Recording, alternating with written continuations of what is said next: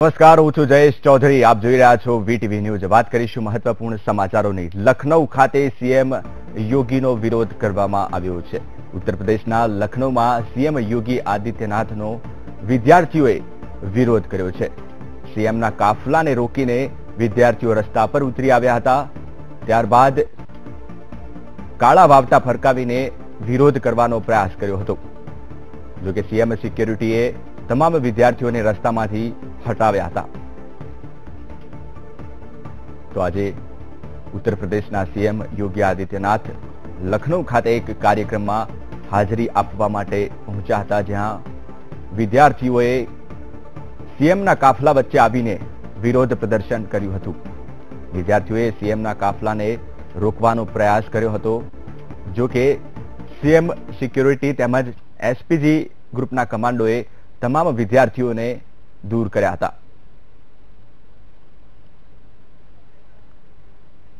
તો આ અંગે વધુ માહિતી આપશે મારા સંવાદદાતા વિશાલ મહેતા.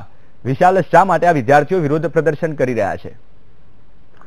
જે રીતે સમગ્ર મામલો છેલ્લા થોડા સમયથી વાંચેલો છે અને જે રીતે યોગી સરકાર દ્વારા આ બાબતને લઈને તુરંત જ પોલીસનો કાફલો ઘટના સ્થળે આવી ગયો હતો અને તાત્કાલિક જ તમામ વિદ્યાર્થીઓને અટકાયત કરવામાં આવી હતી અને તેમની સામે કાર્યવાહી કરવામાં આવી હતી. પરંતુ એક વસ્તુ તો ચોક્કસ છે કે ક્યાંક ને ક્યાંક જે યોગી સીએમ છે તેમની તાનાશાહીને કારણે વિદ્યાર્થીઓ અને અનેક લોકોમાં નારાજગીનો માહોલ જોવા મળી રહ્યો છે અને તેના કારણે જ આ સમગ્ર માહોલ સર્જાયો છે. પરંતુ જે રીતે વિશાલ વિદ્યાર્થીઓનો કાફલો અચાનક જ સીએમના કાફલા વચ્ચે આવી જાય છે અને પોલીસને શું અગાઉથી કોઈ જાણ નથી કે પોલીસની સુરક્ષામાં ક્યાંક કમી રહી ગઈ છે?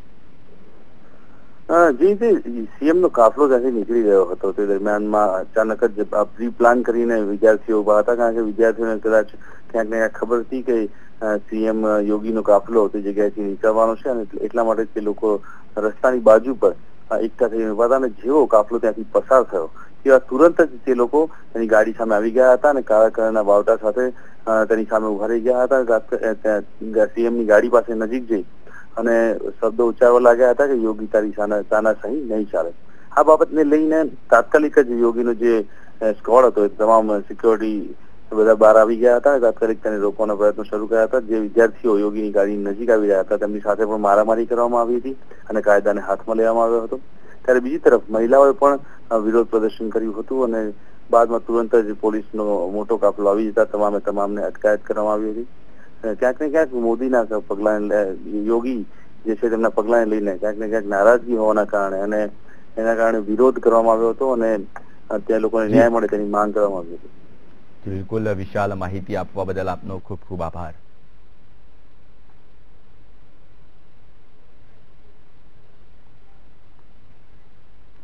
તો આ તરફ આંદોલન